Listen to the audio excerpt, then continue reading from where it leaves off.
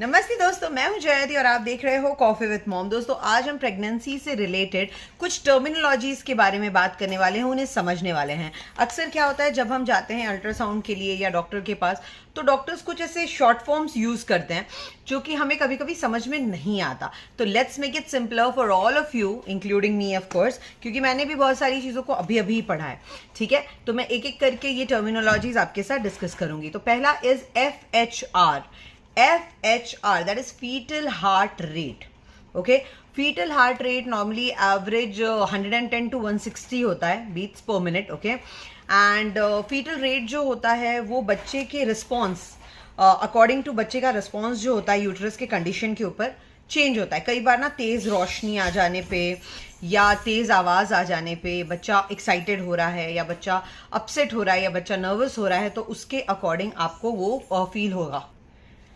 कई बार कंडीशंस ऐसे हो जाते हैं कि जो हार्ट बीट होता है, हार्ट रेट होता है बच्चे का, वो अबनॉर्मल होता है, लाइक बहुत ही कम है या बहुत ही ज़्यादा है।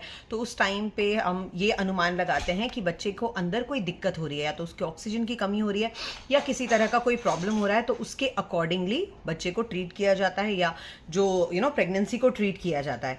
इसलिए ये फीटल हार्ट रेट जानना बहुत ज़रूरी होता है।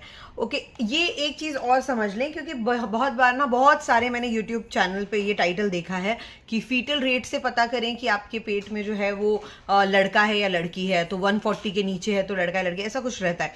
ये सब झूठ है, ऐसा कुछ नहीं होता है। Gender wise fetal heart rate change नहीं होता है। Fetal heart rate age wise change हो सकता है, ठीक है, लेकिन जेंडर वाइज नहीं होता है। तो प्लीज इस बात का ध्यान रखें। 5th वीक से जब हार्ट रेट आपको अच्छे से समझ में आने लगती है, तो 80 to 85 बीट्स पर मिनट होता है, जो कि लाइक मॉम के इक्वल हो जाता है। जो प्रेग्नेंट लेडी है उसके इक्वल हो जाता है। 9th वीक आते आते ये काफी एक्सेलरेट कर जाता है और ये अराउंड 170 to 200 चला जाता है बीट्स पर मिनट। ठीक है, उसके बाद ये धीरे धीरे धीरे धीरे एक कम होने लगता है एंड मिड प्रेगनेंसी में आके ये 120 to 160 बीट्स पर मिनट हो जाता है, जो कि नॉर्मल होता है। ओके, एंड ड्यूरिंग लेबर ये 120 to 160 ही नॉर्मल इसे माना जाता है। ओके, इससे आप लड़का है या लड़की है घर में ये पता नहीं लगा सकते। तो अगर कोई भी यूट्यूब चैनल पे आप ये सुन रहे हो या कहीं पढ़ रहे हो, तो प्लीज इस झांसे में मत आइएगा।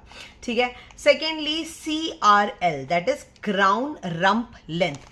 बच्चे का जो मेजरमेंट होता है, देखो बच्चा हमेशा ना ऐसे फोल्ड रहेगा, पैर फोल्ड करके रखेगा, इसलिए उसके सर से लेके पैर तक का मेजरमेंट लेना थोड़ा मुश्किल होता है, क्योंकि पैर फोल्ड रहता है, किसी भी एंगल में फोल्ड रहता है। इसलिए क्या किया जाता है, क्राउन यानी उसका सर और बम्प जो होता है उसका, लाइक जो उसके बटक्स होते हैं उसके बॉटम, इन दोनों का मेजरमेंट लिया जाता है। ठीक है, so that is crown rump उसको बोलते हैं। सो क्राउन रंप लेंथ। ठीक है, तो बच्चे के ग्रोथ के लिए, बच्चे के प्रोग्रेस के लिए ये जानना बहुत जरूरी होता है। ऑलराइट, उसके बाद आता है BPD, that is biparietal diameter. So basically biparietal diameter भी एक तरह का मेजरमेंट होता है, जो कि और कुछ मेजरमेंट्स के साथ बच्चे का जो वेट होता है वो पता करने में हेल्प करता है, वो एसेस करने में हेल्प करता है। ठीक है, तो ये जो BPD होता है यानी बायपैरिएटल डायमीटर प्लस उसका जो सर का सर्कमफरेंस होता है, हेड सर्कमफरेंस HC जिसको बोलते हैं, प्लस AC यानी उसका पेट का जो सर्कमफरेंस होता है, एब्डोमिनल सर्कमफरेंस। ठीक है, एंड जो फेम्योर लेंथ होता है, ठीक है, इन सबको मिलाकर बच्चे का फीटल वेट पता चलता है। ठीक है, तो इस एक पर्टिकुलर में हमने कितनी सारी चीजें देख ली, BPD, HC, AC और FL, ये सब मिलाकर बनाते हैं फीटल वेट। ठीक है, डन। नेक्स्ट देखते हैं। Okay, next is ANC, that is antenatal care coverage.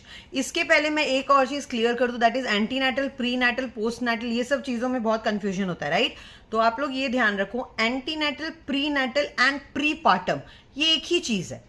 ठीक है, तीनों के तीनों एक ही चीज है, बस अलग अलग टर्म्स यूज कर रहे हैं। ये यूज कब करते हैं, जब बच्चा जो है पैदा होने के पहले का जो टाइम रहता है, यानी ड्यूरिंग प्रेगनेंसी का जो टाइम रहता है, उसको हम बोलते हैं एंटीनेटल, प्रीनेटल या प्रीपार्टम। ठीक है, बच्चा जब हो जाता है उसके बाद हो जाता है वो पोस्टपार्टम या पोस्टनेटल। ये क्लियर है। तो अब ANC is antenatal care coverage. ठीक है, सो इसमें क्या होता है कि ड्यूरिंग प्रेगनेंसी आपको किस तरह का केयर चाहिए, ड्यूरिंग प्रेगनेंसी आपको किस तरह का मेडिकल असिस्टेंस चाहिए, इन सबको असेस करता है ANC। ठीक है, आप उसके बाद आता है EDD, that is estimated due date. Estimated due date का ये मतलब नहीं होता है कि बच्चा उसी दिन पैदा होगा। डॉक्टर्स बच्चे के मेजरमेंट, बच्चे का वेट, माँ की प्रेगनेंसी का पूरा ओवरऑल जो कंडीशन होता है, बच्चे का जो जेस्टेशन पीरियड होता है अंदर, इन सबको मिलाकर एक एस्टिमेटेड ड्यू डेट तय करते हैं। एस्टिमेटेड ड्यू डेट का मतलब होता है कि बच्चा उस दिन के आसपास हो सकता है, एक अनुमान लगाया जाता है, इसलिए इसे एस्टिमेटेड कहा जाता है। एक्चुअल ड्यू डेट ये नहीं होता है, ठीक है। हाँ, कई बार हो भी सकता है, दैट इज नथिंग लाइक, उसका कुछ अलग नहीं है, लेकिन मोस्टली दिस इज अनुमान, एक एस्टिमेशन है कि इस तारीख को बच्चा डिलीवर होगा या बच्चा इस दुनिया में आएगा, ठीक है। और ये पूरी तरह से डॉक्टर्स के ऊपर छोड़ देना चाहिए। बाद आता है NST, that is non stress test. Basically ये बच्चे का जो होता है कॉमन प्रीनेटल टेस्ट होता है, जिसमें बच्चे का हेल्थ जो है वो डिटरमाइन किया जाता है।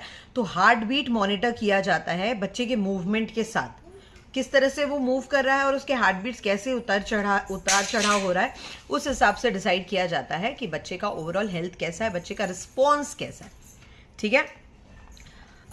So that is non stress test. तो बेसिकली लाइक ये देखते हैं कि बच्चे को कोई स्ट्रेस नहीं हो रहा है पैर फैलाने में या फिर पैर फोल्ड करने में या घूमने में या करवट लेने में, उसको कोई नुकसान, उसको कोई स्ट्रेस नहीं हो रहा है। That is how to check non stress test. ये बेसिकली उसका लॉजिक होता है। उसके बाद आता है APGAR स्कोर। ये बहुत इंपॉर्टेंट है आपके बच्चे के लिए। APGAR स्कोर ये बच्चे के पैदा होने के बाद 1 मिनट के अंदर लिया जाता है और उसके बाद सेम टेस्ट 5 मिनट के बाद भी लिया जाता है। तो इससे बहुत सारी चीज़ें एसेस होती हैं अबाउट बच्चे का ओवरऑल हेल्थ। जो बाहर आया है बच्चा, उसको वो प्रॉपरली हेल्दी है या नहीं, या फिर उसको किसी तरह की ब्रीदिंग प्रॉब्लम होने वाली है या उसको कोई तरह की एक्स्ट्रा हेल्प लगने वाली है, ये तय करता है ये APGAR स्कोर। तो ये APGAR स्कोर क्या है? पहला A इज अपीयरेंस, बच्चे का स्किन का कलर 1 मिनट में क्या है और उसके बाद 5 मिनट बाद क्या है, ठीक है। P इज पल्स रेट उसका, ठीक है। उसके बाद G इज ग्रीमेस, ग्रीमेस यानी मतलब रिफ्लेक्स, जैसे चींटी काट के कुछ भी ऐसे करके देखा जाता है, उसका रिएक्शन करने का, रिफ्लेक्स करने का उसका क्या है तरीका, ठीक है। Next is activity. नेक्स्ट जी जो होता है वो एक्टिविटी है, उससे देखा जाता है बच्चा हाथ ऐसे हिलाता है, मूवमेंट करता है पाँव का, हाथ का, अपने पाम का। तो ये सारे के सारे जो मसल मूवमेंट्स होते हैं वो देखे जाते हैं। And last but not the least is respiration. सांस लेने में बच्चे को दिक्कत नहीं हो रही। कई बार आप देखते हो बच्चा जब होता है उसको या तो वो खुद रो लेता है या तो उसे रुलाया जाता है। क्यों रुलाया जाता है? ताकि क्योंकि पानी में रहा है वो अंदर, राइट। अब वो बाहर आके बाहर की दुनिया में सांस ले पाए, इसके लिए ज़रूरी है कि उसके नली में जो भी पानी है वो निकल जाए एक ही तरह, एकदम झटके से निकले एंड वो खुल के उसका आवाज़ निकले। आवाज़ निकलने का मतलब होता है कि गला साफ हो गया और अब वो सांस ले पाएगा, ठीक है। इस वजह से उसको ये रुलाया जाता है। तो यही रेस्पिरेशन देखने का सबसे इंपॉर्टेंट तरीका होता है। परफेक्ट स्कोर 10 माना जाता है, लेकिन एवरेज 7, 8, 9 होता है। लेकिन अगर 7 से कम है तब डॉक्टर्स ये अनुमान लगाते हैं कि बच्चे को ब्रीदिंग में प्रॉब्लम हो सकती है और उसको ब्रीदिंग में एक्स्ट्रा हेल्प रिक्वायर्ड है, ठीक है। Next is gestation period. Gestation period is length of time, जो कि डेज में या वीक में मेजर करते हैं कि बच्चा कितने टाइम आपके पेट में रहा है। दैट इज कंसीव होने से लेके जब भी आप उसको मेजर कर रहे हो तब तक का जो टाइम पीरियड होता है उसको कहते हैं जेस्टेशन पीरियड, ठीक है। Next is full term. So full term यानी 37 वीक से लेके 42 वीक्स को हम फुल टर्म मानते हैं। इसमें बच्चा डिलीवर करना बहुत ही हेल्दी माना जाता है। इसके पहले हम बोलते हैं प्री टर्म हो गया, या कई बार बच्चा थोड़ा डिले भी होता है तो हम पोस्ट टर्म प्रेगनेंसी भी बोलते हैं या पोस्ट टर्म डिलीवरी भी बोलते हैं।